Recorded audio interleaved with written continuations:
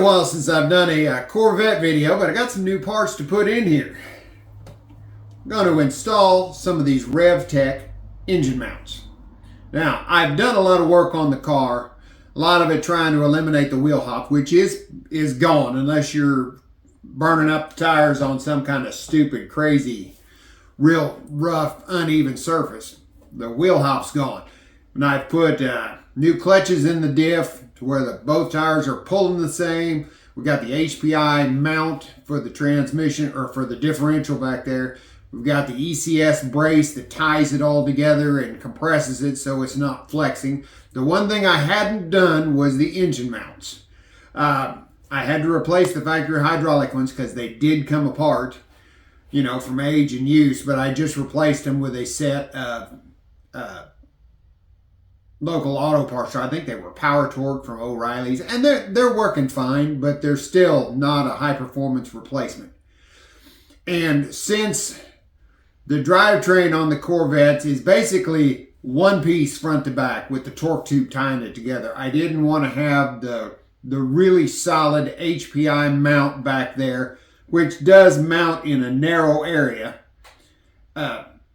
being the most rigid part and having the engine and the rest of the drivetrain trying to move. So we're gonna firm it up with these engine mounts. Now, I tried one other set of performance engine mounts and didn't like them. They are I can't remember the brand right offhand, but they're the kind that had the two aluminum anodized pieces with a puck in the middle.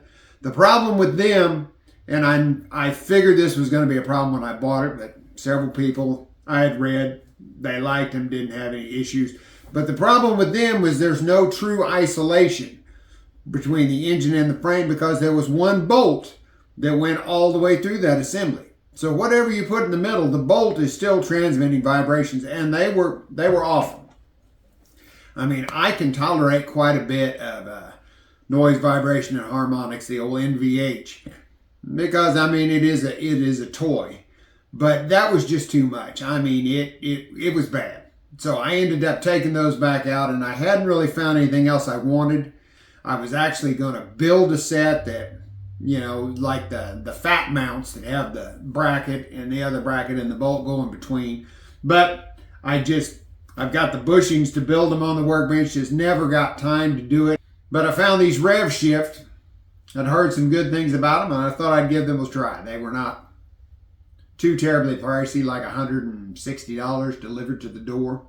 So we're going to install them, give them a shot. I'll let you know if they let you know exactly how much they vibrate and make noise. Swapping the engine mounts isn't incredibly hard, but on the passenger side, you've got the starter in the way, and with headers, you just take the headers off. I've got the headers off this side. We'll raise up this side of the engine and slip that mount out, and slip the new one in and move on. There's a nut up top on the engine mount. There's a nut down here. Take that out. Just jack this side of the engine up slightly. You go in down here, there's 3 bolts that hold this aluminum bracket to the side of the engine. Pull them out, and then you can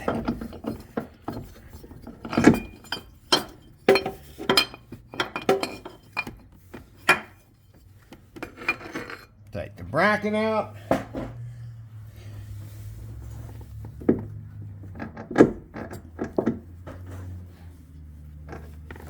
And then the mount.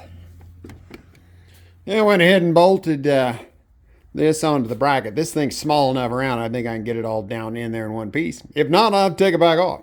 These mounts are way lighter than the factory ones. I don't have a small scale to weigh them on, but they're a lot lighter.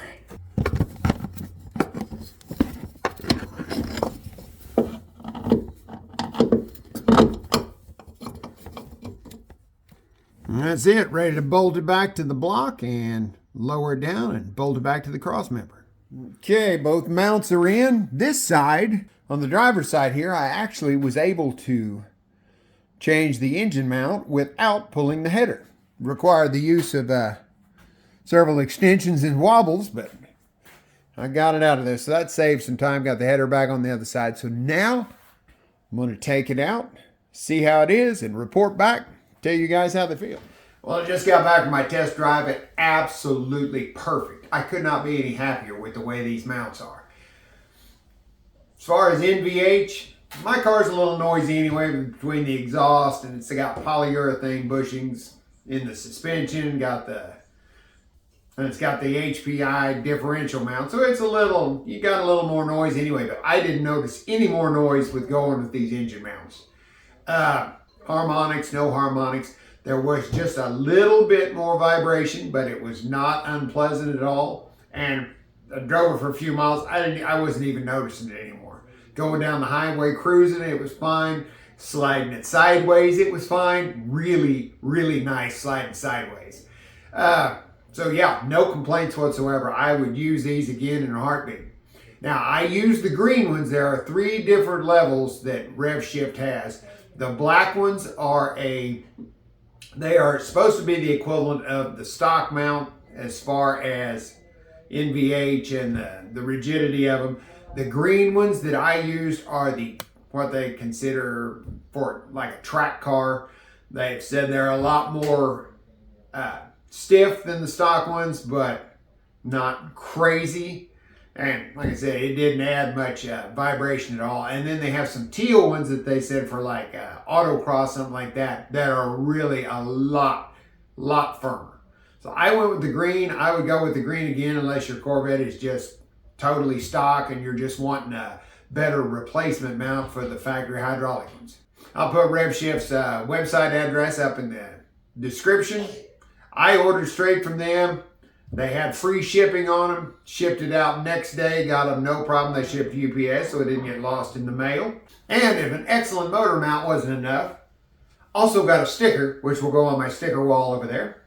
And an air freshener. This was a new one. I hadn't got an air freshener or anything for it.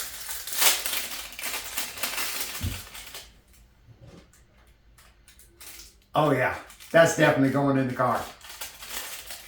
All right, thanks for watching. I'll catch you on the next video. Oh yeah.